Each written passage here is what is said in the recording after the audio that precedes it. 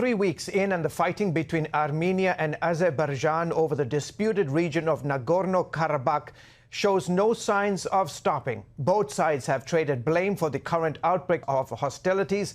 Despite a ceasefire, hundreds have been killed and many more displaced, drawing warnings from international aid groups of a humanitarian crisis. Here to discuss the conflict in Nagorno-Karabakh is the president of Armenia, Armén Sargsyan. He joins me from Armenia's capital city, Yerevan. Mr. President, thank you so much for coming on the show. There are multiple reports that Turkey is sending hundreds of Syrian Islamic jihadists to fight alongside Azeri soldiers. Mr. President, can you confirm these reports, and what are the implications of their involvement? Well, first of all, I can confirm it's not only confirmation from my side. International organizations and even intelligence departments of different states have confirmed that. And we have also evidences on the ground. Of course, involvement of Turkey, and additional to that, Turkey brought Islamic militants and terrorists into the region, has completely changed the whole picture of the conflict. If you go to Nagorno-Karabakh Republic of Artsakh, you will see remnants of towers, buildings, churches coming, let's say, from the 3rd, 4th century, when Armenia became as a state, a Christian state, the first in the world in the year 301. So Armenians are living there for thousands of years.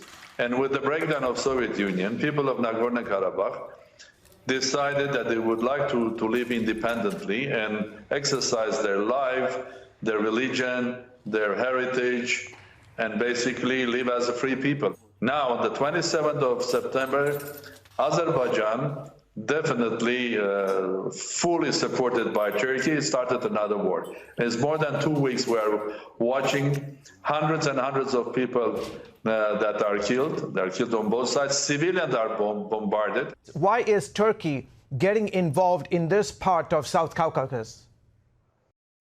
Well, let me just give you a question instead of answer. Why on earth Turkey was involved in Egypt? Why on earth Turkey is involved now in Libya? Why on earth Turkey is involved in Iraq? Turkey was claiming that they are supporting their ethnic brothers Azeris.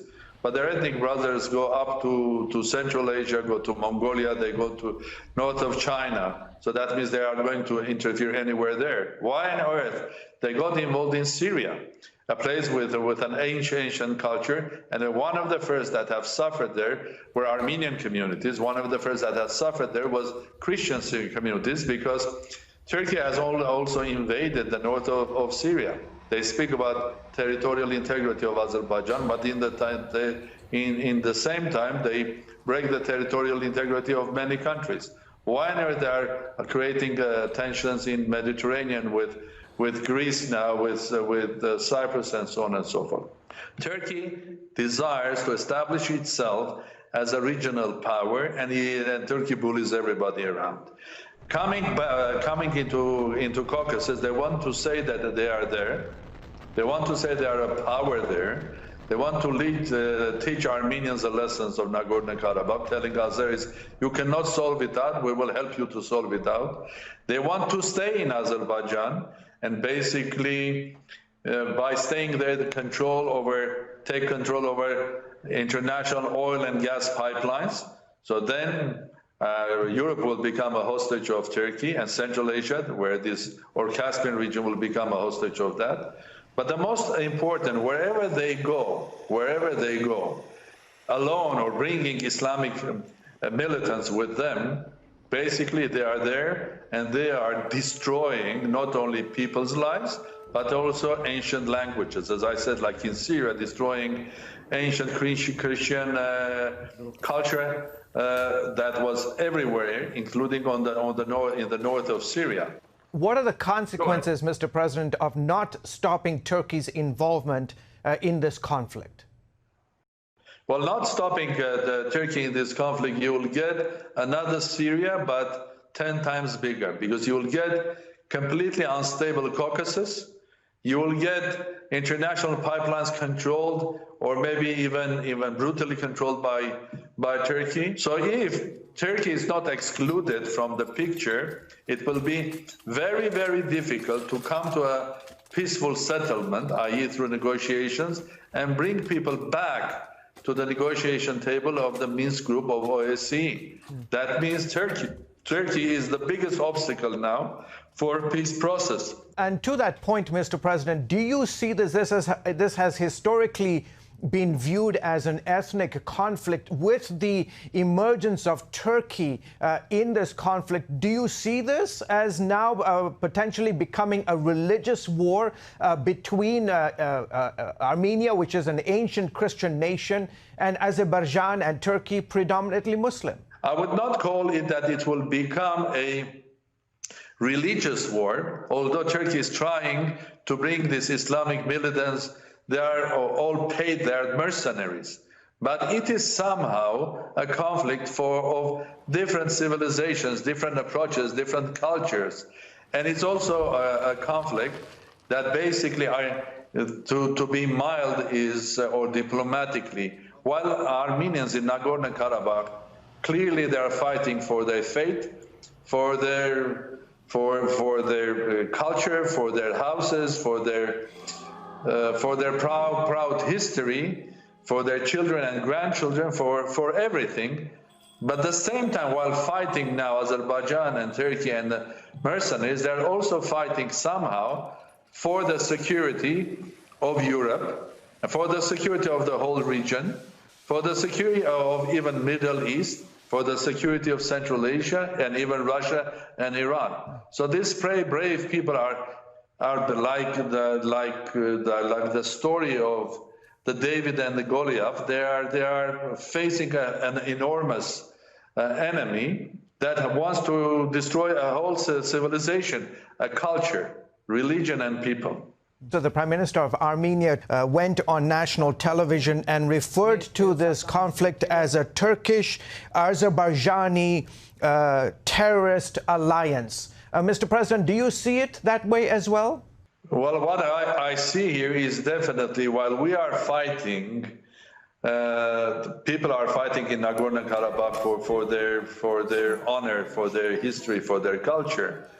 There is a new fight which is emerging there because of the mercenaries. And mercenaries are terrorists. They are Islamic terrorists.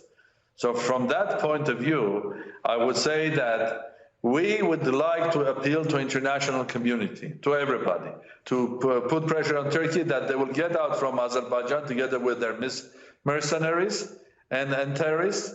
So Armenia and Azerbaijan, or Nagorno-Karabakh and Azerbaijan, can start a ceasefire and go ahead and negotiate a peaceful solution.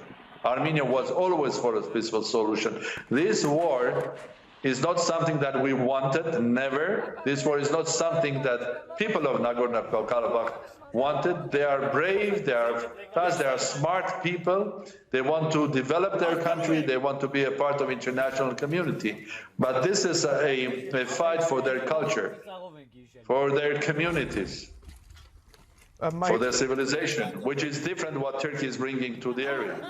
Mr. President, what future do the Armenians in the territory face if it is overrun by Azerbaijan, Turkey, and these Islamists? Well, if you ask Armenians in Nagorno-Karabakh or in Artsakh Republic, well, nobody there will even think about other alternative than victory. And victory for them is just defending your home. Until the last person, until the last one.